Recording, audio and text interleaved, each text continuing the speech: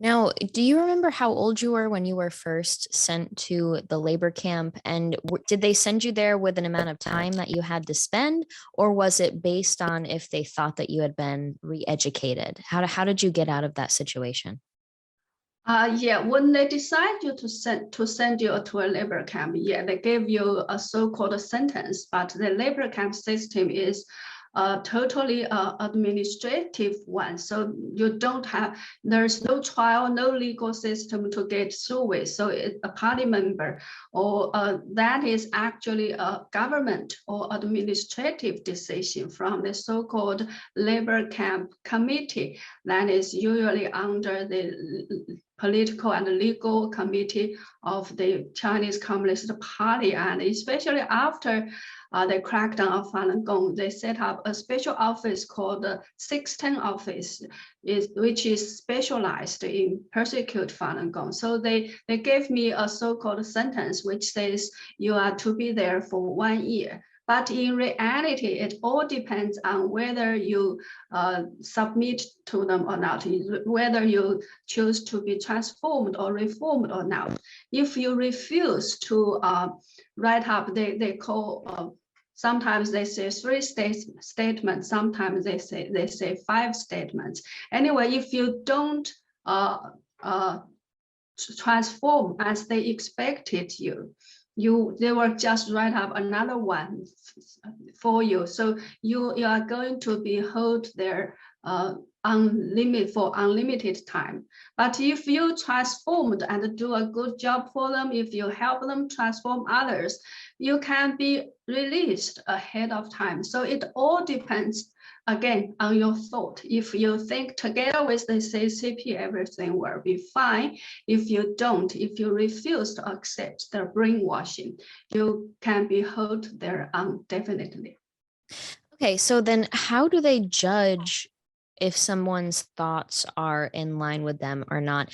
Did you see that most people would just say whatever was needed to get out? And would they try and trick the CCP into them thinking that they had fully been re-educated, or did they keep their faith, or were people actually transformed with this process? Did you see anybody actually get re-educated?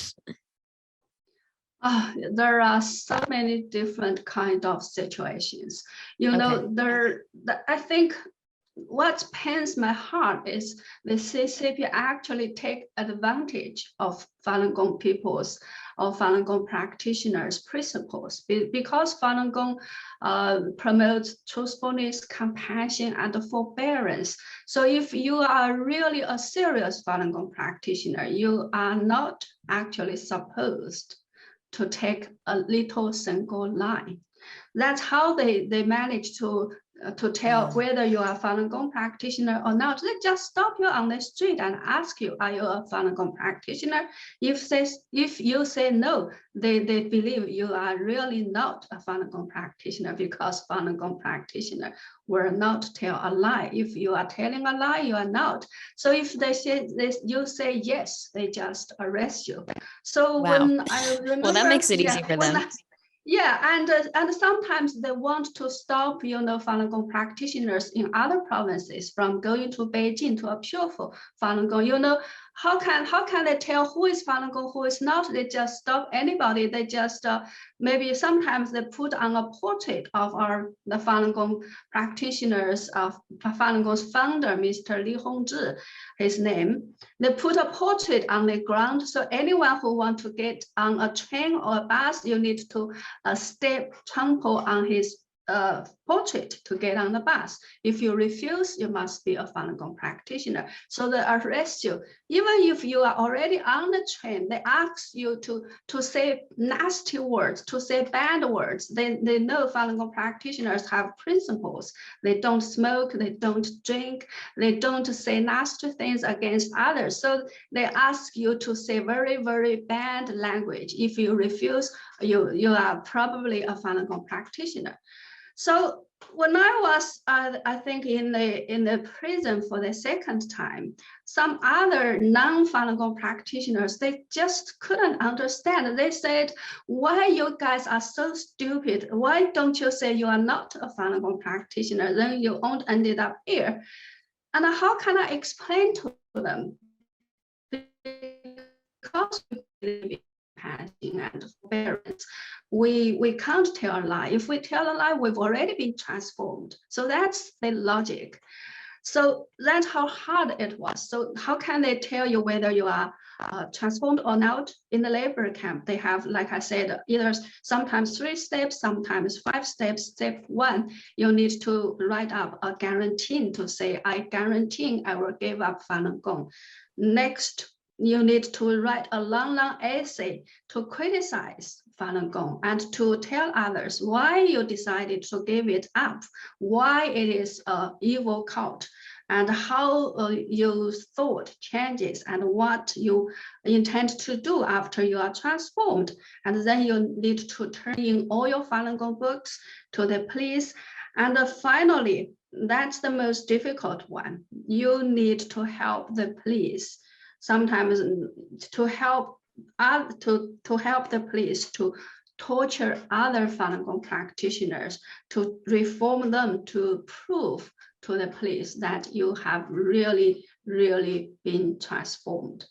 So that's how hard, how high standard there is. They transform you from a peaceful man into somebody as bad as the police, who are willing to beat other people, to curse other people, to help the police to do evil things. That's their standard of transformation. So that's why I saw many people they could not handle with all this kind of mental pressure. On the one hand, if they don't transform themselves, they could be tortured to death. Sometimes because they couldn't handle the pressure, sometimes they say, oh, okay, I'll transform. And then you are asked to do those things and you can't, push yourself to that far. You are caught in the middle and then you collapse mentally. So I really saw cases of people being driven into insanity because they couldn't handle all this different, mental pressure. And sometimes they just didn't allow you to sleep. I saw a young lady in her 20s suddenly became insane after 5 days, 3 nights, or no 5 days, 4 nights, no sleep and all continuously. They ask other people, they are in shifts, they are in a rooster, they watch over you to make sure you don't sleep. So after 5 days, 4 nights, non-sleep, she suddenly collapsed. She became insane. She didn't know who she was after that.